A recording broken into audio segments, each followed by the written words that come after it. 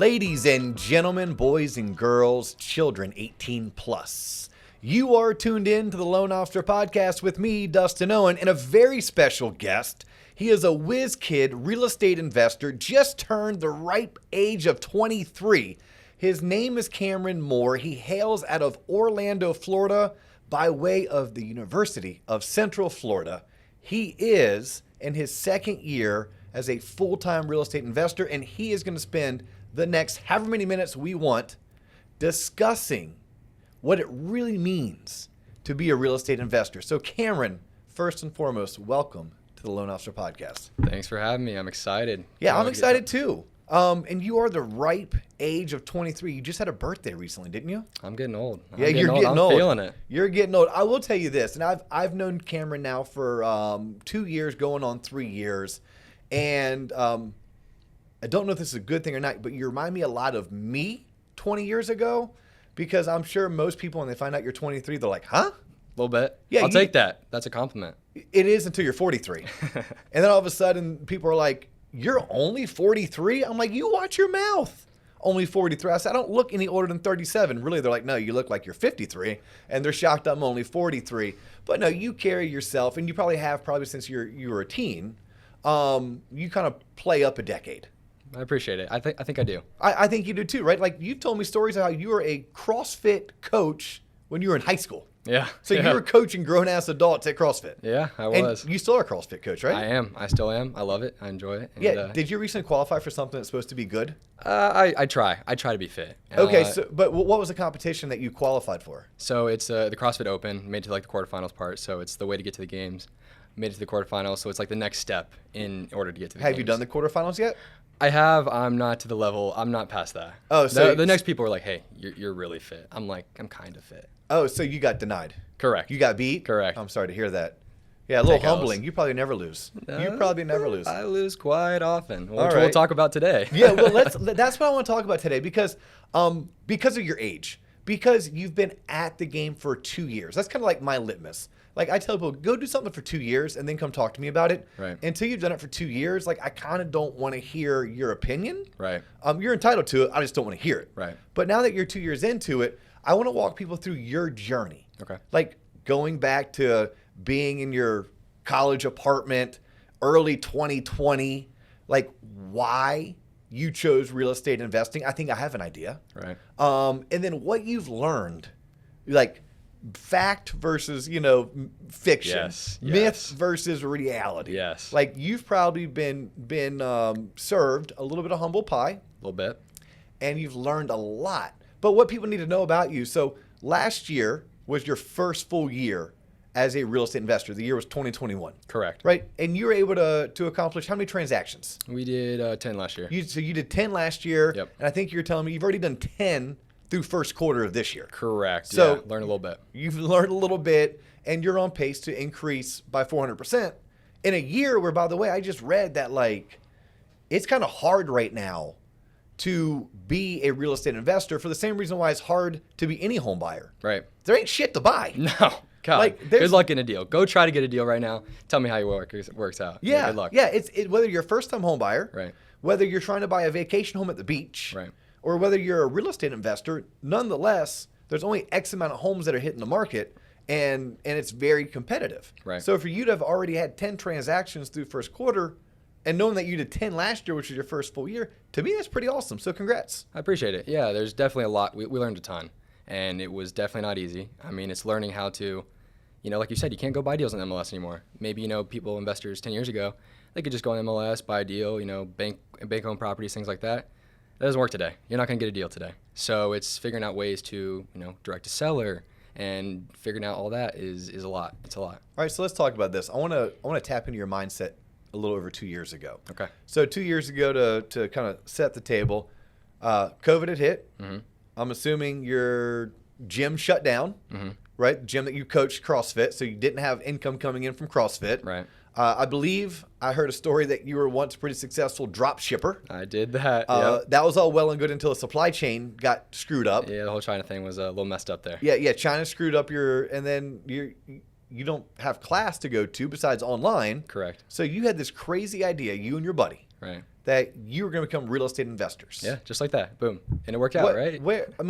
YouTube? Like, what? I'm curious. Sure. Where did the idea come from? Yeah, so definitely YouTube. Be completely honest, YouTube, Instagram, things like that. Started seeing ways people talking about, oh, here's a $30,000 check. I made this. Of course I'm intrigued. What's that? Oh, Okay. it's easy. $30,000 check. Yeah, let me see what that is. They're talking about, this thing called wholesaling. What's wholesaling? Okay, you go down that rabbit hole. Go down YouTube University. Got my degree from YouTube University. TikTok got you. Exactly. You got nailed with the TikTok video about get rich quick. Right. Yeah. Right. Yeah, because I've seen them. I'm not on TikTok. JC won't let me get on TikTok. T-Lop is on TikTok. Like, for those people who are tuned in for the first time, one, thank you. But we affectionately are known by our fans as T-Lop. T-Lop stands for The Loan Officer Podcast. We have a website, T-Lop Online, or theloanofficerpodcast.com. And John Coleman, who's the producer extraordinaire, he's usually my co-host. We have a TikTok account just like we have Facebook and we have Instagram, and I'm on LinkedIn and we have the website, but he won't ever let me get on TikTok because he said I'll get stuck going down rabbit holes and he needs to keep me focused and like not chasing shiny objects. But I do understand enough that TikTok and Instagram is really good For sure. for a 60-second clip about ping, do this, ping, do that. Right. And if you do, you'll have all this money. Check. Yes. Yeah. So you fell for that. I did. I mean, our attention spans are quite small. So, I mean, I see, okay, $30,000 check. What's that? Yeah, let's go do that. And I mean, and went down that, tried to learn about it. I was like, okay, let me see what this is about. Let me go try. And how'd it work out for you? Not so well. Not so well. So, like, you try to do this on your own. Correct. Yeah, you're going to become a real estate investor, and you had a lot of money saved up? Negative. No. No. You didn't have any money saved up. No. Okay, would you recommend someone who wants to get into real estate, regardless of the TikTok video they recently watched, would you recommend that they need money? So that's the thing, right, is they always talk about, all right, guys, you can get into real estate with no money down, or you don't need any money. You can do all this with no money. Get these fat checks, no money. Yes, theoretically that's true. And, of course, there is truth behind that. But at the same time, it's like when you really get into it and you realize, there's plenty of expenses to get these deals, to get these fat checks, it's not that simple. You need capital. You need money. I mean, we're spending a ton of money each month on marketing. We need a ton of money to buy these homes, and it's just things like that. So it's not as easy as it seems. Because the theory of wholesaling, for those that don't know, it's essentially, well, I don't know what you think of. I think of wholesaling as contract assignment. Correct. Yep. Okay, so I'm never even buying this home. So Correct. The theory of you can buy this house and resell it with no money out of your pocket is because if you can go find a seller Correct. who's willing to sign a contract to sell you the home for cheap enough, you can actually go find another investor, assign that contract to that other investor. Maybe to use numbers, you told the seller you're buying it from him or her for $150,000. And the home may be worth $225,000 after it's repaired.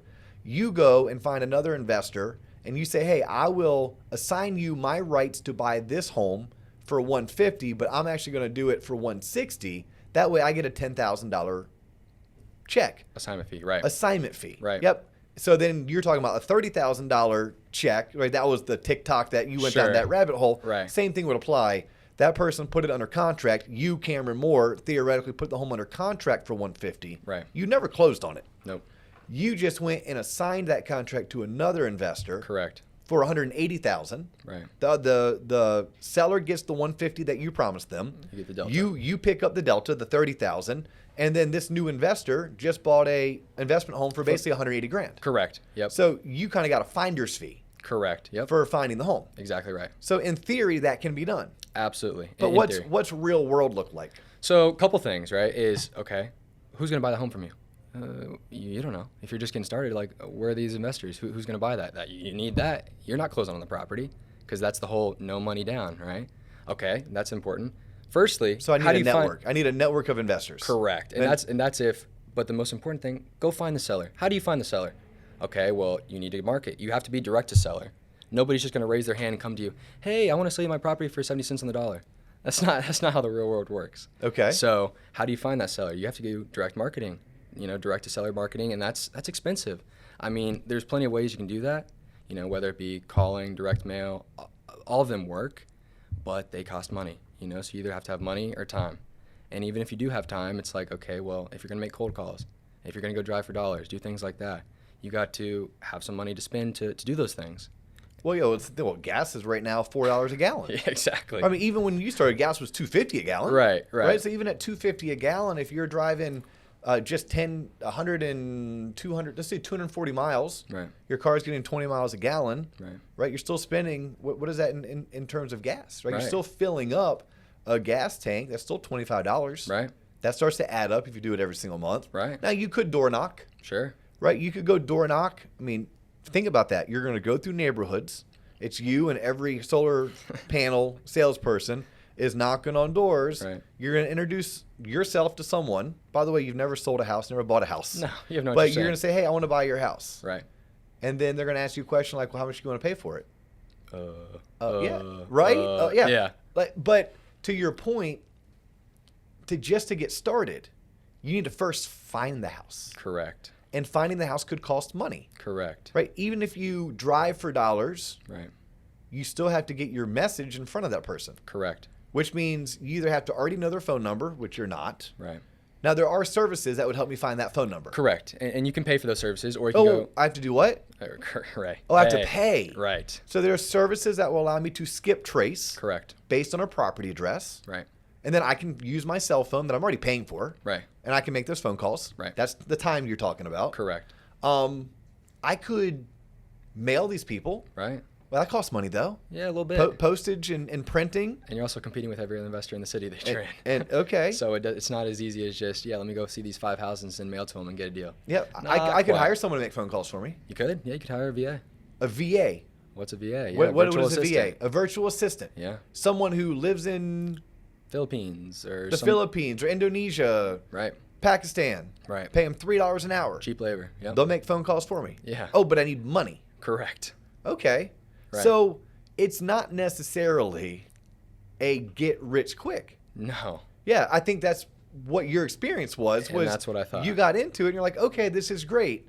I'm gonna make $30,000. You were probably thinking, I'm fine making $5,000. I'm in college. Oh, yeah. I'm gonna go find a home, put it under contract, and I'm gonna assign it to a more senior, more seasoned, more experienced person. Correct.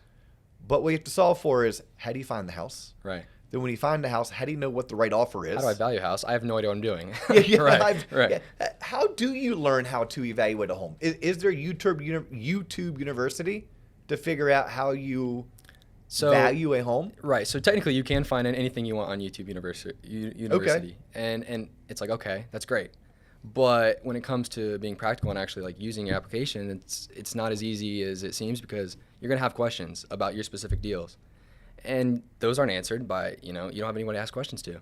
So you can't just go on Zillow. I mean, you can, but it's like you need to get these numbers correct, or your end buyers aren't going to buy the property from you. Yeah. So oftentimes these wholesalers or people like me, I guess at the beginning, would go and lock these properties up way too high. Well, then you're stuck on this contract. You can't assign it, and you're going to have to cancel the contract, or else you're screwed because you can't close on it. Yeah, so then you end up kind of doing someone dirty. Right. Right? You end up putting a home under contract. You never had the intention of actually buying that house because guess what? You don't have any money. Correct. So you can't buy it. No. And you could try to go get a loan, but you probably can't because you probably can't qualify for that loan. Right. Because you don't have any money. Correct. Because your lender's college going to kid. your lender's going to require some kind of a down payment. Correct. They're going to see some kind of a credit score. They want to see that you have some kind of provable income or some kind of a track record doing this. So you're only stuck doing contract assignments, but you first have to figure out who has a home to sell, which that may take you time and money, marketing dollars you're talking about. And then once you find the person who raises their hand and say, yeah, I have a home to sell, Cameron, how do you know what offer to make them? Right. What are some tools besides Zillow, besides Redfin's website? Like, are there tools that you have found throughout the past 2 years that work for you for properly evaluating a home's current market value? Right. So there are a couple things. There's things like PropStream, which is like a database that will use comparables. It'll show you some free, or does that cost money? Cost money. Okay. Out of curiosity, how much money? $100 a month. So $100 a month, I can subscribe to PropStream. Right. And PropStream will help me figure out what a home's current value is, or the what we use in the industry after repair value. Yep, ARV. Yep, after you fix this home up, here's what it's going to be worth. And that's a terminology, by the way, for anyone who's looking to get into real estate. You better know ARV. Correct. Like ARV is like the most basic. It's what's the home's value after you dumped in all of the repairs. Yep. And the formula that typical wholesalers use is ARV, you want to get it at $70, 70 cents on the dollar. So 70% of ARV minus repairs. Okay, so you want to, let's say the house is, after it's fixed up, ARV is worth $100,000. Okay. You as a wholesaler are looking to get it at 70 cents, so $70,000 minus repairs. If it needs 20 grand in repairs, you're looking to get the house at 50 grand. 50 grand would be your offer. Correct. Yeah, and that's a good rule of thumb. Is that happening in today's day and age? See, that's the thing too. It's like, that's a good rule of thumb. Yeah. First off, it's not happening. Second off, there's other things in there, closing costs, you have to pay fees, realtor fees, things like that people don't really talk about. So it's like, typically, if you're a wholesaler, you want to make an assignment fee, you got to get it even lower than that. Yeah. And in today's market, good luck. In today's market, good luck. Right. So I think that's the big eye-opening experience. Like, can this be done? Yes. Absolutely. But there's a lot that comes to it, things that you don't think about. Right. Like, hey, I don't know how to do this. Oh, cool. There's a software for that. Yes, there is. But that software costs what? Oh, $100. Right. Hey, cool. I'm going to go drive for dollars. I'm going to go door knock. But I want to do more. I want to call these people. Right. Well, how do I get their phone number? Well, there's a service for that. But guess what? That service Costs money. costs money. Right. Hey, I want to send a mailer because I heard mailers work because every investor in America is freaking doing them. Right. Right. But they're expensive. Right. That means it costs money. Right. So yes, it's going to take some capital. So wholesaling is a great way, or contract assignment is a great way for someone to get started in this industry. I have many friends who are successful real estate investors who started that way. Same. But what I love having you on the show for, and why you're here, is to kind of let people know, real world, it's going to take money. Right. Right. You need some scratch. Correct. 5, 10, 15 grand, something to get you started. Right. To get you to where you can build a pipeline, get enough at-bats, figure out, and then you'll start slowly. Eventually, though, you want to move away from wholesaling. Yes? To be honest, yeah, especially now, right? Like the real big checks are made, if you get good at flipping or taking down the property or holding the property. That's where real wealth's made. Okay. But, going back to that point is like, yes, you can make it in wholesaling, and all these marketing strategies we're talking about, all of them work, and they always will. The thing is, you need to be consistent, which was something that I was not.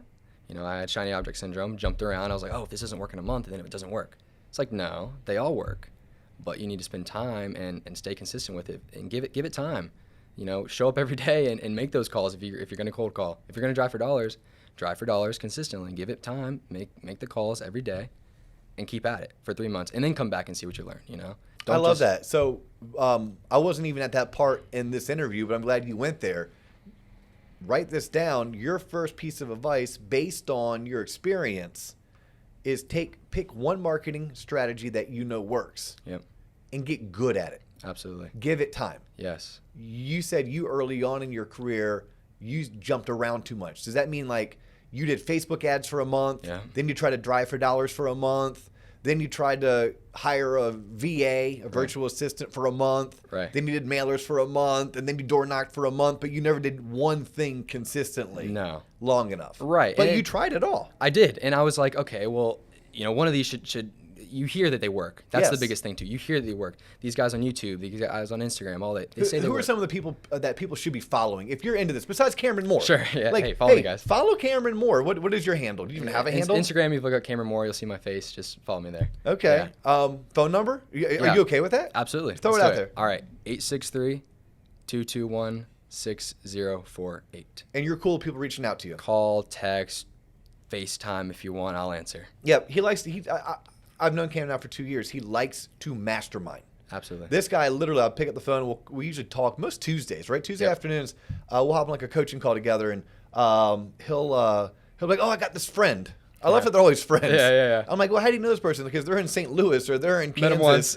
Yeah, like, "Oh, well, no, we connected via Facebook," or I met him at this one industry function that I went to. Yeah. But yeah, I do know that you do enjoy synergizing, and you also, which we're going to get to, because the reason why you're able to do 10 transactions last year, and the reason why you've already done 10 this quarter, was my favorite P word. You found some partners. Boom. And you're not afraid of, whether you call it a JV, which stands for joint venture, or a partnership, you're not afraid to partner with other investors. No. Because if it makes sense, you're down to make money. Absolutely. Yeah, you're down to solve a need for the seller, Right. re-beautify a community, and make money while doing it. Correct. And partnerships, again, I'm teasing this, and what we're going to get to is Cam learned things the hard way, found out that with coaching, with a little bit of money, with finding some equitable partners, you can really achieve your goals. And that's not just in real estate investing, that's all things in life. Today's episode just has to be real estate investing. Real estate, right. I mean, it's like, would you rather have a whole grape or a piece of a watermelon? I mean, that's like simple analogy there. And it expands your possibilities endlessly because like we're talking about, you can do these things by yourself, but wouldn't you rather, take a shortcut and this shortcut being, the proper way, go learn from somebody, that's actually doing what you want to do. Find a mentor. I mean, somebody's out there in your market. It's just a fact that they're doing what you want to be doing. Yes. So go talk to them, figure it out. Say, hey, I will work for free. You just want to learn what you're doing because that skill will pay you for the rest of your life. Yes. And so go find a deal like we're talking about. Bring it to somebody. Say, hey, listen, I'm not looking to get paid. I mean, of course they'll probably throw you a bone, but you're going to learn from them. You want to see it from A to Z. And learning that is 10 times more important than going and try to figure it out and make a quick buck. And ask questions. Correct. So it's like, look, if you're fortunate and you have money, let's say you have 15, 25 grand set aside. You're like, I'm going all in on this. Cool. Use some of that money to hire a coach. Yes. Or join someone's system. There's plenty of systems out there, right? I know there's a guy, Pace, out of Arizona. He has his system. And I think there's a guy in Orlando named Alex. He has his system. And I'm sure you know even more. But there's people out there, is it Carrots is a website? Yeah. And they have a podcast. And there's people that are featured on the web. I mean, there's good people in the industry. There are good people to learn from. You know, if I had good example, if I had $10,000-$15,000 when I was starting, which I didn't. Yeah. Looking back on it now, that's 100% what I would do. I would join a group, talk to people, network with them. They're going to be able to answer those questions. If they're like, hey, how do I comp this house? Well, if you're by yourself and you just have YouTube, like, yeah, you can figure it out, but you need answers to specific questions. We'll talk about some potential deals maybe and some hiccups I had, but it's like when you get a deal under contract, there's going to be questions that the typical YouTube wholesaler is not going to talk to you about.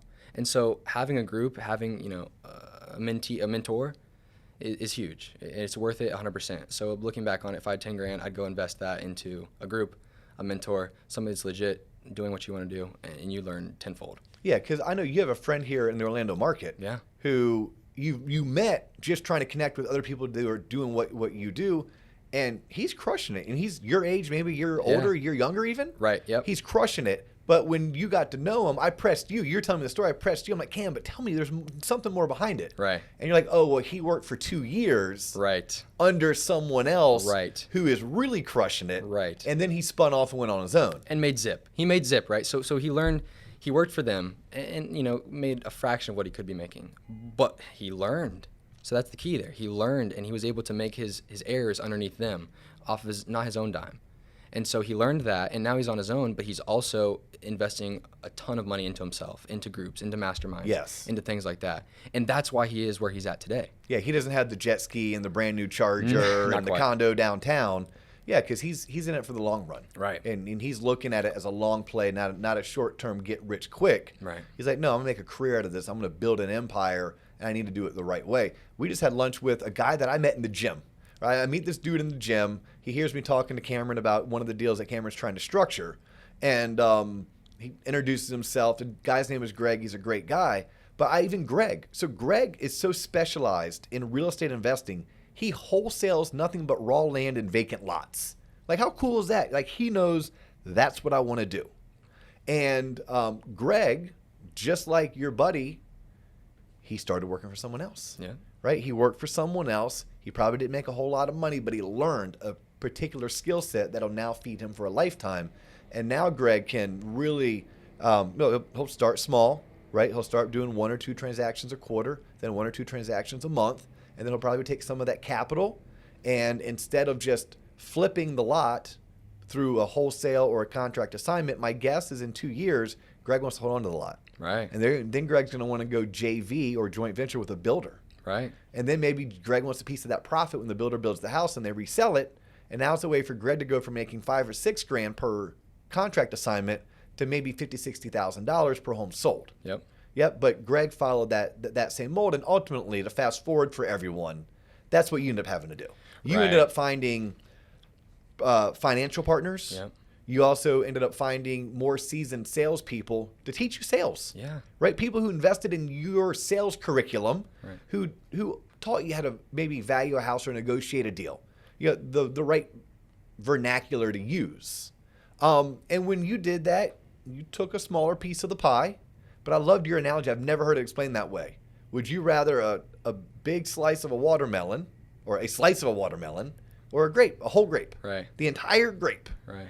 All 1 ounce of that. Yeah. Or 10 ounces of a slice of watermelon. Watermelon 10's all day. bigger than one. Exactly. Yeah, watermelon all day. Exactly. And it's like there's levels, right? And starting fresh and learning by yourself, you know, it is possible. But when you look back on it, and I look back on it, it's like the things I could have shortcutted, and I don't mean shortcut in a bad way. I mean, like, you know, to skip to get to higher levels quicker. Yep. It's just learning from people, man. It really is. It's Yeah, like your shortcut is shortening the length of your learning curve. right? Yeah, And- taking your learning curve, and it's also we've done this at Waterstone Mortgage. So Waterstone Mortgage is kind of like my baby. I have 2 business partners.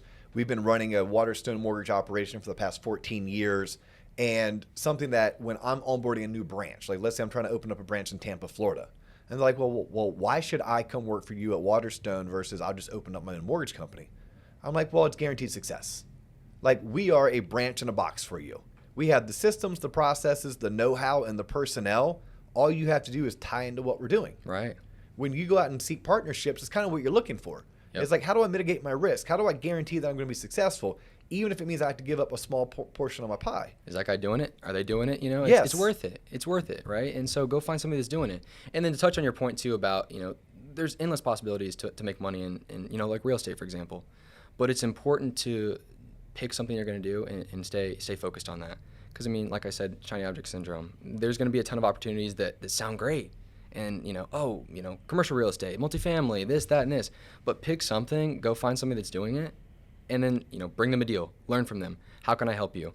I mean, you know, add value to them. That's the biggest thing, is don't be, oh, can I pick your brain? Nobody wants that. You have to, how do you add value? You know, bring them a deal. Like, Yeah. You can't just DM somebody on Instagram that's succeeding, hey, can I pick your brain? What does that do for them? They're busy, their time's valuable. Add value to them, you know, go find them a deal. Put in the time, find them a deal, and then they'll give you time of day then, you know? That's great advice, which comes back to our original conversation about how do you find a deal? Good question. Let's How talk. do you find a deal? Yeah. So let's talk about that, because me knowing you personally, I know you've dabbled in Facebook ads. I know you've dabbled with the Carrots And website. everything. I know you drive for dollars. You've gone door knocking. You've done mailers. Right. You've done the virtual assistant, like Google SEO. Like, Yep. you've done it all. Sometimes Literally. too fractional, right? That's what you learned. You're like, wait a minute, I can't do all 7. I need to pick 2 or 3 and get really good at those 2 or 3. And then I'm gonna first become effective and then efficient. Is that how it works? Yep. So I'm going to become effective with 2 and then become efficient. And I've learned from knowing you for the past 2+ years.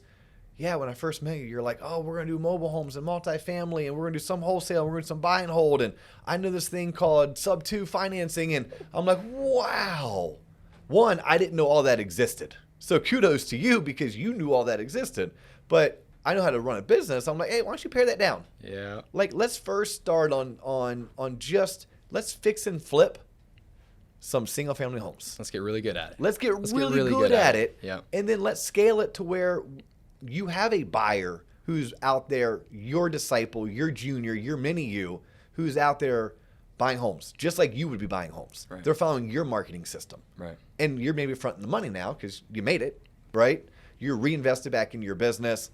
And then maybe you have a project manager. Right. And maybe you have a transaction coordinator. Then if Cameron Moore gets excited and his next shiny object is, well, now I want to fix and flip multifamily, cool. Go do that. Go do that, but don't try to do it all at once. Right. And that was probably something that you struggled with early on. Oh, I was so bad. Yeah. I was so bad. I mean, I just, you know, opportunities are endless, and I'm like, yes, I want to grab them all. But it's like, by trying to grab them all, you're not grabbing anything. Yes. And so once I finally started to focus and stay, you know, had the blinders on and focused on one specific thing, you know, that being single family, whether that wholesaling, wholetailing, flipping, it started to, you know, take off from there. And really, you know, going back to the marketing thing, yes, they all work. All those marketing channels work. So pick one you know, whether that's however much money you have to spend, you pick one, you know, whether it's cold calling, driving for dollars, and just become the best at it. Yeah. Literally just become the best at it. Put in the reps, put in the time. And, you know, you can go online, find scripts, right? It's like, okay, you know, you have all these answers, but go do it because you're going to learn. You got to do it. Yeah. So, I won't let any secrets out, right? We talked about some of the technologies. Everyone knows PropStream, right? Everyone knows Red Bell. Like, those are some of the technologies you should be using. Podio, if you're into CRM stuff, like, and quite honestly, my experience with CRMs, whether it's Podio or Big Purple Dot or Agent Legend or Market Connect, I mean, a CRM is a CRM. CRM is it's only good if you use it. Well, correct. It is only good if you use it. But no. So right now, you are a drive for dollars and you are a mailer person. Yep. That is what you focused on. You've done everything else. Right. But right now, you're like, hey, get me through 2022. Right. This is what I'm going to do, and I'm going to get damn good at it. Right. Because first you got to start doing it, then you got to figure out how to become effective with it, and then you got to become efficient. Correct. Because there's going to be tweaks along the way, but if you're not doing it and dedicating your all to it. So for those that are wondering, well, how's Cameron buying in today's market in 2, 3, 4 homes a month? Well, right there, mailers and driving for dollars. Yeah. That's how he's doing it. Question for you is, when you go into a transaction, do you know that you're going to wholesale it, whether you're going to wholetail it, retail it, fix and flip it, fix and hold it? Right. Like, when do you make that decision? And by the way, what in the hell is a wholetail? So there's 3 little breakdowns in regards to, you know, I guess there's 4. So one being wholesaling. What we mean by wholesaling is what we talked about earlier, where you lock up a contract and you assign that contract to an end buyer and you make the delta. Okay, so I'm never closing on that. Correct. It requires little money out of my pocket to purchase the home. Now, I may have spent money to market to find the seller. Right. But in terms of buying it, I'm not... You're just putting your EMD down, your earnest money deposit. So that could be anything from $10 to $50 or $50,000. Who knows? So for the novices out there, I know this from running a mortgage company for the past 18 years. When you go to buy residential real estate, the seller's going to want some kind of a security deposit. Right. Cameron used the technical term EMD, or earnest money deposit. It's a security deposit. Right. Yep. It is, hey, look, I'm serious. There are some investors who try to do it with $0.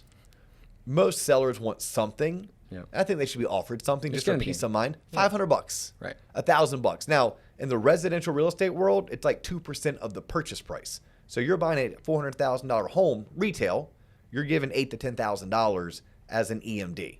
But you're talking right now wholesale. The only money out of my pocket, I may have to stroke a check for $500 to $1,000 of my money that I give to the seller, or the seller's representing title company, saying, I'm a serious buyer, and you lock up that contract.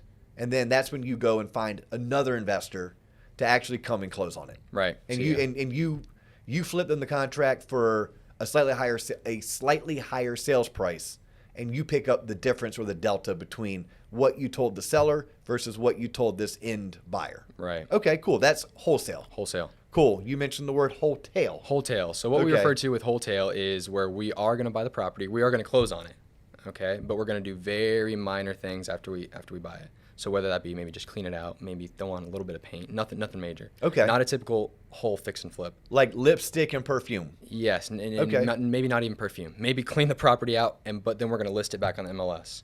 Okay. So the reason we do that is because the MLS is where you're going to be able to access the whole nation's buyer pool. Yep, MLS stands for Multiple Listing Service. Right. It's basically where, if you're on Zillow or Redfin or Coldwell Banker's MLS. website, it's pulling data from MLS. It's the homes that are on the market that are being freely marketed by the real estate community. Yep. Right, that's the MLS. Yep. Okay. So wholetail means you basically bought this property, but you're not putting on a new roof. You're not doing new AC. You're not doing new floors. You're not redoing the bathroom or the kitchen cabinets. Right. Maybe the home's just an absolute wreck. Maybe a hoarder lived there.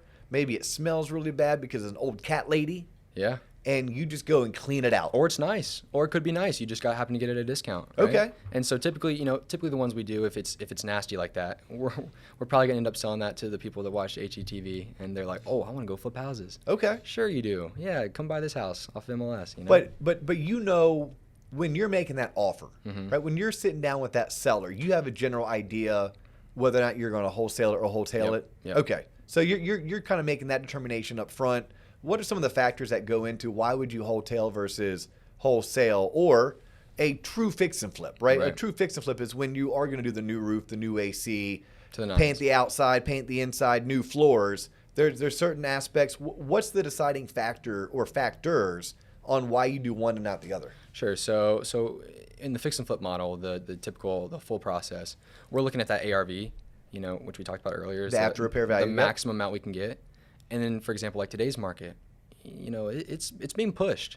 But that's another thing too, is like, a lot of investors in today's market are underwriting these deals or, trying to run the numbers on these deals, and they're banking on the appreciation. They're going, oh, I know in 3 months this house will be worth more than it is Well, now. I hope you're not doing that.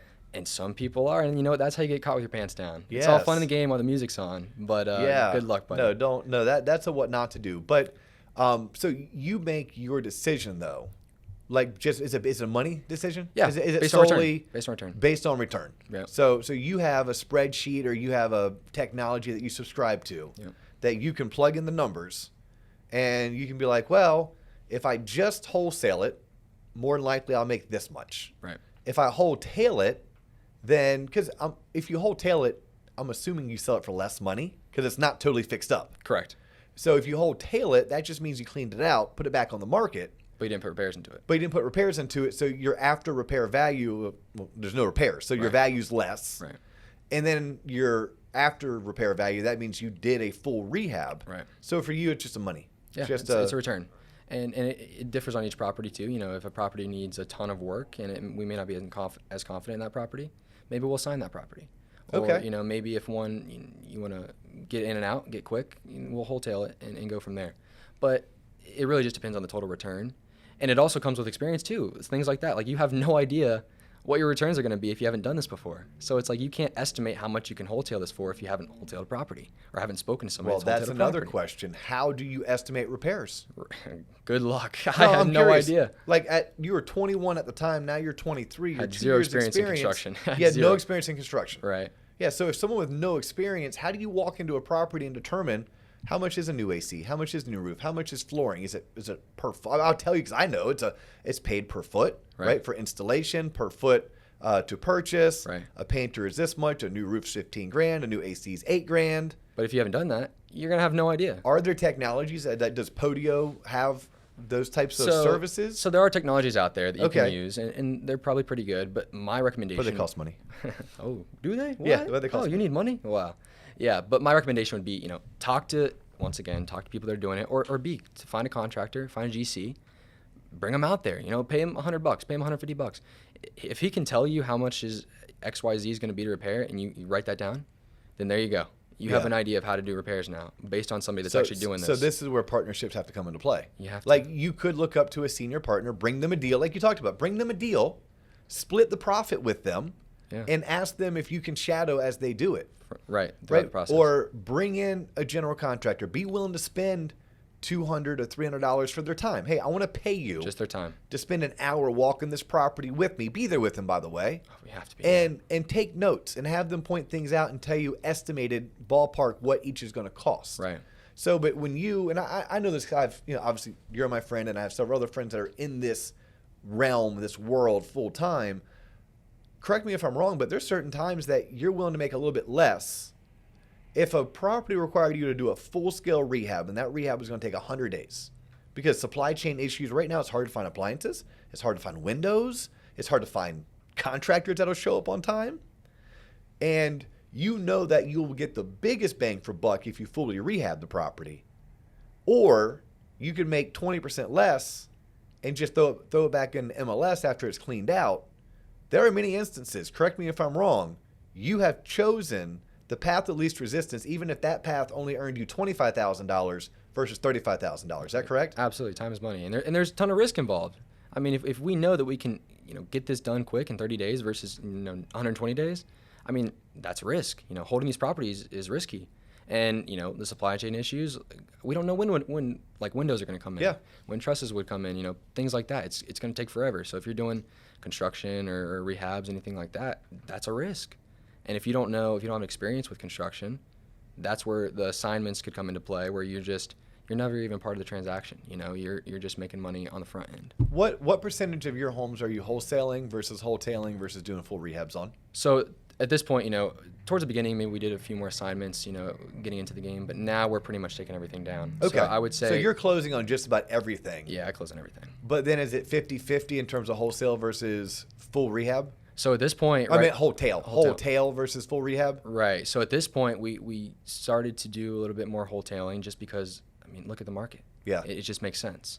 And by the way, that's key. Like for anyone who's tuning in, whether you're a veteran or you're a novice, the market's going to dictate what you do. Absolutely. And right now, the market is allowing guys like Cameron Moore to take down a property, clean it out, and throw it right back on the market and make 30, 35 grand, 40 grand. All day. Don't ask questions. Yeah, all day long, because that's a 60-day turn time. Absolutely. Right, like versus 120. Well, when you're using hard money charges you 10% interest. Yeah. So do you want to pay 10% interest for 60 days or 120 days? Yeah. And for what? Because you're trying to squeeze out an extra 10 grand profit? Right. 15 grand profit? Nah, take your money and run. Yes. Right? That's the song. Take your money and run. So you are witnessing that you and your fellow investors are, if it makes sense, they're going to wholetail more than doing a full rehab, because you're saying someone recently watched Chip Gaines and Joanna. They got super excited on HGTV. They would love to own that home. And instead of using your paint colors and your cabinets, no, they'd rather buy the home cheaply from you, and they'll do all that hard work. Correct. The way that they want it done. Correct. Or we have these hedge funds, out of California, out of New York. Like if they want to buy it and take on the risk, hey, more power to you. Yeah, that's a whole nother topic of conversation. I was just at lunch with two friends of mine that they own their own real estate brokerage, and they have like 40 agents. They do a really good job, and it's a bone of contention, the hedge funds. Like, I loathe them.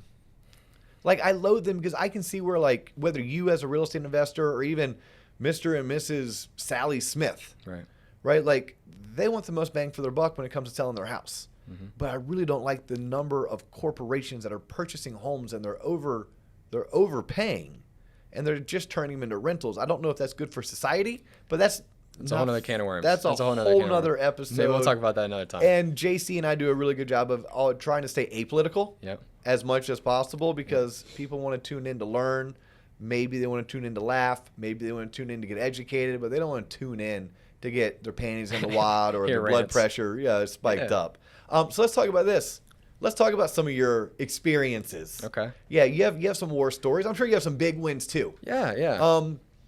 Let's talk about one of your most proud accomplishments and maybe one of your hardest transactions. Okay. And let's talk about one that you're like, yeah, if I was going to do a TikTok video, it's going to be this one. Okay. Yeah. All right. So let's start with the bad, right? Okay. So the beginning of all this, one of the first deals we got it came from driving for dollars and cold calling. Okay. So we get a hold of Mr. and Mr. Seller, and he has 6 units, 6 units that are quite literally shacks. Individual? Yeah, individual. Yep. Like, so 6 separate transactions. Just all in one. Just 6 units. So actually, I'm sorry. There was 2 duplexes and 2 single-family houses. Okay. But they're all in the same lot, or multiple lots, and they're all next to each other. So he had 6 units. Okay. And he's getting to the end of his time, and he wanted to get out of the game, sell them. That's perfect, right? That's a deal. Yeah, that's what you're looking for. You're looking for. By the way, you're looking for a seller who has pain. Motivation. Yeah, motivation. Yeah, it doesn't be physical pain, but like a lot of times it's like, look, I inherited these 2 homes. They're owned by me and my sister. My sister's in California. I'm in New York. They're sitting vacant. We just got to unload them. You're there to solve a problem. Yes. Yep. And so, we found a problem that I had the solution to. Well, at least I thought. Yeah. So, and this was a gentleman who was older in life. Yep. He was kind of ready to liquidate, ready to kind of get out of the game, as you said. Yep. So he had a price in his head. Yeah. If you could get him that price, he didn't care about anything over that. Right. Which, by the way, ladies and gentlemen, boys and girls, there are people out there that they have a price in their head. Yes, they do. Like, you won't be able to tell this story, so I'll tell this story. A buddy of mine, Brooke, bought a house that literally he brags about. All he had to do is change the doorbell. Like, he changed the doorbell because it didn't work and resold it. He didn't make that much money. He probably made like 15, 20 grand on it. But the guy that he was buying it for, he's like, I hate realtors. I don't want anyone in my house. He's like, if you'll give me this price, I don't care what it's worth. If I get that much money, I'm good to go. Yeah. Brooke ran the numbers. He's like, yeah, I think I can do that. Never assume. Yeah. Never assume. Yeah. Just because they have a nice house, never assume. Yeah, well, that was a big lesson. Is Brooke almost didn't go on that particular appointment because he thought the home was too nice. Yeah. But he went on the appointment, made 15 grand in like 31 days. All he had to do was change out a I mean, what, an hour to meet with the dude, an hour to write the contract, an hour to go to closing, and 20 minutes to change out a doorbell. Is that 3.5 hours? Right. To make 15, 25 grand, something like that? Right. Pretty awesome. And that's what I heard about on TikTok, guys. So that's why I got into this. Yes, and yeah, so yeah, we should get on TikTok and tell Brooke's hey guys, story. boom, boom, boom. There you go. Easy money. It was that easy. Yeah. Little did they know that he probably spent $6,000 on marketing to make that 15 or 20 grand. Yeah, and he's good at getting a contract. Well, and he's a constant salesman. He's been through Sandler sales training, tons of stuff details, like that. Details. Oh yeah, details. Right. No, but so you find this older gentleman. Correct. He's ready to liquidate. He has this multi-unit property or parcel. Right. And then what? So first things first. I mean, I'm like, okay, this has to be a deal. He's motivated. He wants to sell this. I have a number in mind. But then I'm like, wait a minute. YouTube didn't teach me how to comp, 6 units. Oh my God, what is this? And you start looking up that, and they start talking about cap rate, and they start talking about multifamily. And it's like, no, that's not what I have. This is different. What do you do? And so this is where I started to get stumped. I'm like, well, I don't know. I think I have a deal here. He wants 300,000. I think it is probably worth more than that. Okay. Which is what you want, right? The seller wants 300 grand, and you're like, ooh, that's great because I can maybe give you 300 grand, and maybe there's enough money left over for me to make money. Correct. Because this is a business. You're trying to make money. Correct. Okay. Yep. And so another thing too that I want to emphasize is throughout the whole process, I was blatantly honest with him. I feel like there's a bad rap with wholesalers in the industry because they're a little sleazy. And what I mean by that is, they'll say they're going to buy this property, but they really have no intention of buying this property. And so I was upfront with him. I was like, listen, I know I'm partnered with some people. I know you want 300,000. Let me try for you. Okay, so this was not a home that you were at a point in your career where you're going to take it down. Oh no. That you knew going into it. Hey, if I buy this, I'm not even going to buy it. I'm wholesaling it. Correct. Okay. This was it was occupied. So that's another thing too I need to talk about. It was tenant occupied. So I couldn't get into all these units.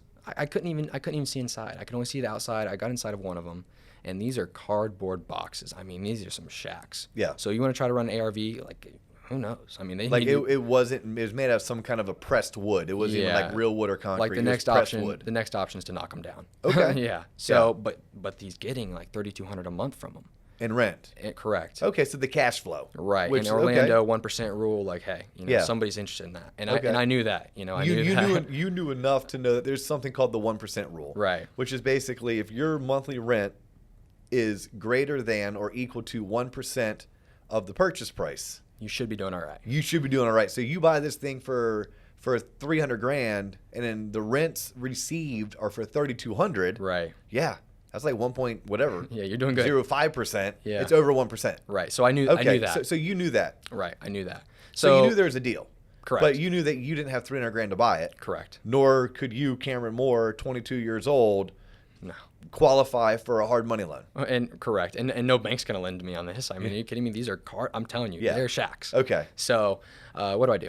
I talk to him. I build a relationship. I build a rapport. And I'm brutally honest. You. Correct. He likes you. And that's, spoiler alert, that's the whole reason I got the deal, to be honest. Okay. Because I was blatantly honest. I built rapport with him, and I kept it a buck with him. Yeah, and you're transparent. Absolutely. You know, because what you're saying is that the wholesale industry, the wholesale aspect of real estate investing could, in certain markets, have a bad name because there are people out there that actually act like they're going to close on the house. They act like they are the buyer. But ultimately, they have zero intention of ever closing.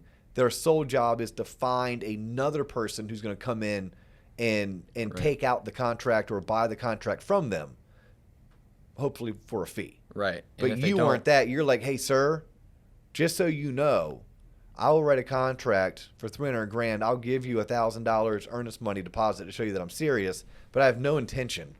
I'm partnered with some. I know some people. Yeah. Let me reach out to my network and see if I can do this and make it easy for you. Okay. And he was like, absolutely, I'll give you a shot. Yeah, because what does he care? He gets his 300 grand. Right. And you're actually going to do the hard work. I'm doing that. Exactly. This is why this is the story of, this is not the TikTok brag about story. No. This is the real life. This is the tough good one. luck. And you did this a year into your career. So Right. It wasn't like you were brand new. No. Could you imagine getting this your first or second month into your career? Oh my God, that is nightmare fuel. Would you even have taken it down? Would you have written the contract? I probably couldn't have, no. Because I would have no idea what to do. Or what would happen is, which I'm not like that, but most people, if they do write that contract, it's going to expire and they're going to leave him with a bad taste in his mouth. Okay. And that's what I wanted to avoid. Okay. Just because, word travels, and like I want to build a good reputation in Orlando and in this city and just in general. And so I care about that. Some people may not, but I do. Yeah. So I did end up, he trusted me enough to where he signed on it, and we got the contract locked up. So then I went from there, and I started reaching out to my connections that I had built in the meantime. Over the past 12 months, so right. you'd done a decent and job. I focused on yep. that. I focused on that. So I reached out to a few. And one by one, they start, they look at it like, oh, I think I have a buyer for you. I think I have a buyer for you. And then we start going through it, and it's just one after one. No, oh, I need to get into it. The tenant's this. Oh, the numbers are wrong. This, that, and this. Funneling through them. So I'm getting to the point now. It's like a month into this. So a month. How many hours a week do you think you were spending trying to find a buyer for this property? A ton. I don't even know a number, but like 10, 15 hours a week. Right, just on this one property. Just on this one property. Right. So that means you weren't driving for dollars. No. It meant you weren't calling. No, I wasn't building a pipeline. It was put on stop. Okay. Right. So, I mean, and, I'm meeting these buyers out there looking at the property. Like, I'm, being like, hey, what do you think? That sort of thing. And then what happens is they'll lead you on. They're like, yeah, I think we like it, this, that, and this. Mind you, it's been a month when we put on the contract. Is the seller getting antsy? Yeah, he's getting antsy. Yeah. And then also it's like, okay, they got to a point where the contract expired. But, because you put a date on the contract when you sign it. And the contract expired. But he still trusted me enough. And I finally was able to get him to, sign an addendum to extend the contract date. Okay. So we kept How going. long did you extend it for? I think another month. Another month, okay. Yeah, so this is, he's getting to the point, and I'm being honest with him the whole time. That's another thing, too. I didn't just leave him be. I kept him updated. That's another thing. Weekly, daily? Weekly. Okay, yeah, weekly. That's something, too, that, I feel like a lot of people do that probably causes a lot of the failed transactions, is they leave their seller in la-la land. They have no idea what's going on. The seller thinks that you just dipped on them.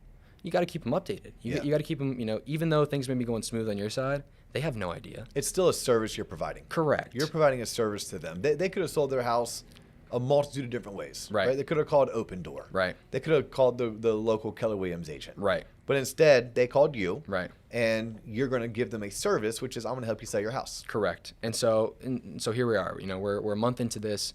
To be quite frank, I had no idea how much to value this at. Yeah. But how did I get my value?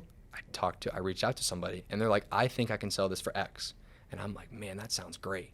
I think he said like 360. Oh, wow. And I'm thinking 60K. Well, actually, no, we're going to split it 50-50. So I was like, 30K, you know what? I'll take it all day long. So you try to do a JV partnership. Correct. Because you're like, look, for 30 days, you're trying to find someone to buy this home. Right. Buy this contract away from you. Yep. You're getting no takers. You finally reached out to someone and said, hey, let's partner together. Right. And that partnership was he thinks he has a buyer for 360. Yep. Obviously, you'll get the difference between 360 and 300, which is 60 grand. But because he brought the buyer, you're going to split those profits 30,000 a piece. 50, but you're like, okay, sure. That's why I got into this. Okay. Right. And so I thought that was going to work.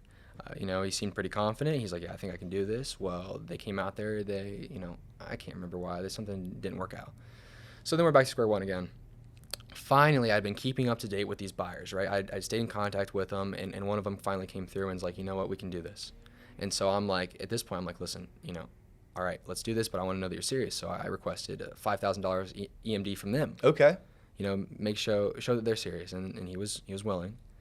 So then we have the contract, we have everything under contract, we're set to close, and then the fun really starts. So he needs to get, proof of rent from these people, which is like, and mind you, I have zero clue what he's talking about. I'm just thinking, get house locked up, a signed contract, call it day. Yeah. And no, there's tenants in here. That's something that they don't really talk about too much on YouTube or all these, Instagram, that sort of thing. So he needs to see rent roll. Well, I have no idea what rent roll is. And first off, this guy. Are you Googling that? Yeah, I'm literally over here, like Googling stuff, like, okay, what do I need to do? And so the seller is like, no, this has been like a cash deal. They just pay me in cash each month. So I'm like, well, how am I going to get this guy to believe us that they're actually getting this rent? Because it sounds like the buyer was getting financing. Correct. And the company, the lender financing it wants to see that this thing actually does cash flow. Correct. Okay. And they want to see, Yeah. and just for the buyer too, he wants to know, like, are you lying to me? Yeah. Like, is this thing actually occupied? Are you actually getting those numbers? And that makes sense. But I had no idea. So then I'm over here figuring all that out. The buyer's like getting super antsy. The seller's like, listen, this is the money I'm getting. So then I had to, try to be the, in-between guy. What did you end up doing? Getting like bank statements so from the seller? Truly, I literally just had to go and show the buyer that, listen, like, hey, here's this last month's collection. And like I had the seller show me that, and literally like had the cash. And we literally had to show him like, hey, here's the cash. Literally. Like a statement of the cash. Yes, like a big statement of the cash deposit. Yeah. So, and he literally I think he took a picture of the cash on like a Saturday when he collected rent. I'm telling you, this is just like some weird I guess stuff. if you had to, you could have gotten the guy's Schedule E from his personal tax return and hoped that it showed up there. Right. But it's just like, wow. Oh my gosh. So like these are things that YouTube's not going to answer these questions. That's our point. So how long did it take for this transaction to close? It did close, right? It did close. Okay. And what did you end up getting an assignment fee? So we originally had it locked up. We got it for $360, but then, he wanted there was a ton of things wrong with it. Buyer did. The buyer wanted some, some drawbacks. And so there was like a new roof was needed. He ended up wanting like $16,000. So we're going to still make $44,000. I'm like, yeah, that's fine. Yeah, that's okay. Yeah, we'll take that. Okay, so you originally locked it up for $360. Right. But then you ended up having to drop the price to $344, which at this point you had put in 50, 60, 70 hours. It had been 2 months. Did it go to 3 months? Or it went to like 2.5, almost 3 months. Yeah, almost 3 months. On an assignment. For this quick, easy assignment. Now, the good news is you did make $44,000. Right. Like, that's huge, but it wasn't easy. No. It wasn't easy, and multiple times it almost fell through. Right. Now, I know, and we're getting long here, so I'll be quick, but I know you've had transactions that never went through. Yeah. Right? You've had the seller's mom passed away. Yeah. And the home has to go through something called probate. Right. And that's something they don't teach you on YouTube. No. And it's like, well, how do you handle that? Right.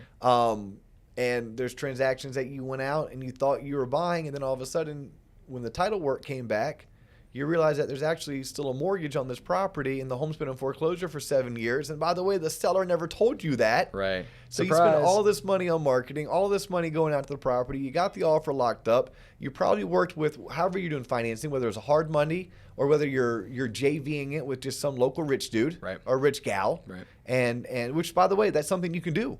If you have people with clout and some cash, you could bring them these deals, have them buy them, go into a partnership with you, split profits. Like that's very doable. It's recommended. Sure. Especially when you're early on in your career. What's your biggest win though? Like what's the one that you're like, man, you've now done what, 30 transactions over the past 2 years. You're like, this is the one that YouTube would, or not YouTube, but TikTok would get someone crazy hooked on. over. Sure. Yeah. So we bought one that didn't need a ton of rehab, but this is we purchased it for $510,000. It's in a nicer area. Oh, you're gonna talk about this one? Yeah. All right. Yeah. I have a different one. I'll share that one, and then we'll wrap it up. Okay, perfect. So this one real quick. We bought it for $510,000. Right. It's a nice neighborhood. Like we're talking, average sale price probably in the $600,000-$700,000. We bought it for $510,000 cash. It was in pretty good condition. Put like 30-40 into it, basic stuff, basic rehab, and ended up selling it for $740,000. So we ended up profiting around $100K on that one. Okay, but that was you did a full rehab on that, right? Correct. Yep. Like you were in there, new floors, painting the cabinet, painting the outside. Yep. Pressure washing the roof, stuff like that. Yep. Like you definitely re-beautified this home so that it shows really well. Right. No, the one I was thinking about was I think it was like your first big win by yourself, right? One that you didn't JV with another more senior person. You went on that call all by yourself, and it was a mobile home. Oh yeah, it was a mobile home, and I'll tell the story as I know it. I won't need you like. Look, my story is my story as I know it. It might not be the whole truth, but it's pretty damn close. All right, so imagine this. Imagine you finally go out, you have the sales call, it goes really well, and the seller was just like, hey, look, this thing ain't worth a dime. It's in disgusting condition, which I believe you did find some used sex toys underneath some couch cushions. True story. Pictures. We do have pictures. Yes, we do. There are pictures. Yeah. But you ended up buying this thing for like $5,000 more than what the seller thought that the home was worth. Right.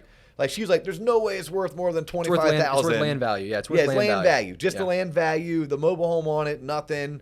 I felt bad. Yeah, and you're like, I'll give you $30,000. She's like, sold, done, right? Yeah, she's like, yes. And you were solving an issue. It was a divorce situation. The seller was out of state. The seller was out of state. This is a thorn in her side.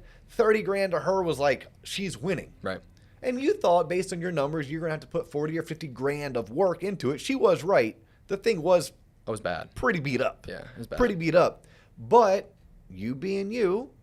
They're like, well, I took it down. Let me at least put a sign in the yard. Yeah. Right? Put a sign in the yard. Just let people know, hey, I buy homes for a living. Yeah. Right? That's how you market yourself. Right. And I'll be damned, someone drove by Yes. That day. Yes. Another investor, right? And this home would have been ARV 150. So Yeah. your goal was, hey, I'll take it down for 25 or 30 or 30 grand. Yeah. I'll put 50 into it. Yep. And if I'm lucky, I can resell it for 140, 150. I'll make decent money. Good day. Yeah. Great day. Yeah. Maybe 3 months worth of work. Sure. Yeah, you'd have to go out and find an expert in mobile homes because it's a little different construction. And Right. there's certain things when you go to finance the mobile home purchase is going to be different. But look, you built in a big enough profit margin. You bought it right. Right. I'm going to come back to buying things right in a second. But super long story short, Cam throws a sign in the yard. Man walks by, offers him 90 grand. Cam tells him to go pound sand because he just bought this house. Right. And he's like, but if you give me 100, I'll sell it. The dude's like, sold. You're like, what? Yeah, right. Yeah, took this thing down for 30, sold it for 100, didn't have to do anything to it. Yeah. And you look, those wins do happen, but that's 1 in 30. Correct. You know, that's 1 in 30. Yes. Every other transaction, I promise you, the reason why you can make 15, 30, 50, 70, 100 grand, it takes a lot of risk, takes a lot of time, takes a lot of headache. Whole lot of no's. And things going wrong. All the And time. I think the one thing that I learned when I was learning about real estate investing, which I just dabble in, right? I run a mortgage company for a living. On the side, I run a podcast. But I learned you make your money when you buy the house. Absolutely. So you need to get to buy it right. Right. And that would be the advice that I would give to anyone who's looking to get into this industry. Make sure you know how to buy it right. Yep. I can't teach you that, but there are plenty of services out there. Maybe if you called Cameron, he'd give you a couple ideas of how you can make sure you buy it right. Yeah. But what are a couple tips, tricks, words of wisdom that you would pass along to someone, whether they're 21, 31, or 61, and they're wanting to do what you now do full time? Right? You have your fancy college degree. You're choosing to do this full time. Right. And I trust that you're going to build your empire and you're going to end up fixing and flipping multifamily. Then you're going to end up developing multifamily because I know that's where you want to go. Right. And then at some point, we're going to see Cameron Moore Construction and they're building 1,000 unit communities throughout the Sun Belt. Right? One day. One day. Yep. One day. But for those getting started, what are some words of wisdom? Yeah, so the key takeaway and the thing that, looking back for me, what I would do is I would really emphasize finding somebody that's doing exactly what you want to do. Like, I can't emphasize that enough. And give them value of sorts.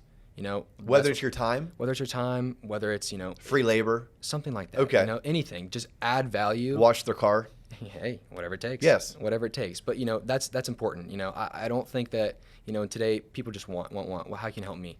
But, you know, their time is valuable. They're doing what you want. You know, you need to give to them. So find a deal for them, you know, talk to them. How can I help you? How can I, you know, help grow your empire? And so you'll learn more by doing that and shadowing somebody and learning from somebody that's doing what you want to do than you would, you know, you can go fail by yourself like, you know, I did. I failed a gazillion times and I've learned a lot from that.